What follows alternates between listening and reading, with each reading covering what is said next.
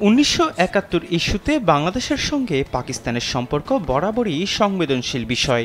আঞ্চলিক পক্ষগুলোর মধ্যে একমাত্র পাকিস্তানের সঙ্গে সম্পর্ক রক্ষার ক্ষেত্রেই যে কোনো সরকারকে এক প্রকার অস্বস্তির মধ্যে পড়তে হয়। বিশেষ করে বিগত আওয়ামী সরকারের আমলে ইসলামাবাদ ও ঢাকার সম্পর্ক ছিল ইতিহাসের সবচেয়ে তলানিতে।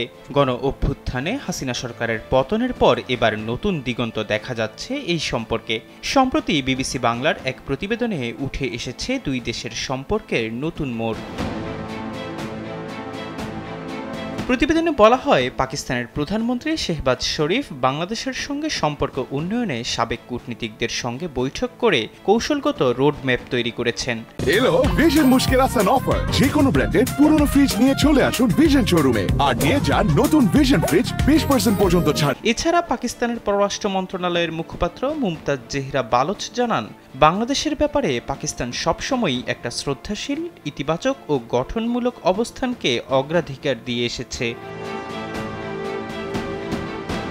বাংলাদেশের পররাষ্ট্র উপদেষ্টা মোহাম্মদ তৌহিদ হোসেনের সঙ্গে গত 30 আগস্ট ক্যামেরুনে ওআইসির সম্মেলনের ফাঁকে কথা বলেছেন পাকিস্তানের পররাষ্ট্র সচিব। পররাষ্ট্র উপদেষ্টার সঙ্গে দেখা করেছেন পাকিস্তানের হাইকমিশনারও।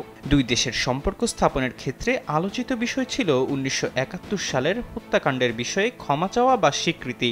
এ প্রসঙ্গে পাকিস্তানের পররাষ্ট্র মন্ত্রণালয়ের মুখপাত্র মিস বালোচ মনে করেন, 1971 সালের বেদনাদায়ক ইতিহাস দুই দেশই বহন করে আসছে, কিন্তু সেই সমস্যার সমাধান 1974 সালেই দুই দেশের নেতারা করেছেন এবং চুক্তিও হয়েছে।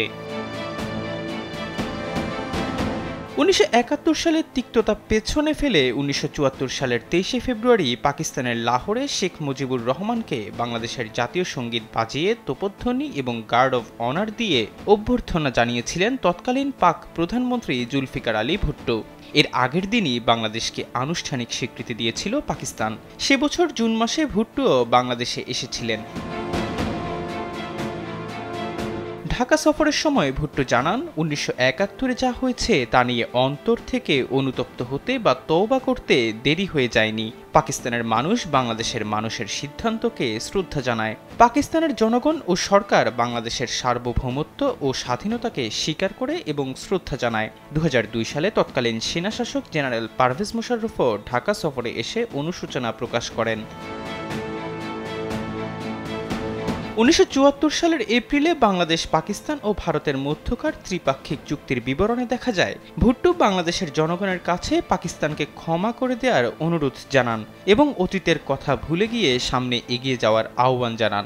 সেই অনুরোধের জবাবে শেখ মুজিবও অতীত ভুলে নতুন সূচনা করা এবং ক্ষমার নিদর্শন হিসেবে বিচার না চালানোর সিদ্ধান্ত জানান, যার কথা উল্লেখ রয়েছে যুক্তরাষ্ট্রের সংবাদ মাধ্যম নিউ ইয়র্ক টাইমসের একটি প্রতিবেদনে।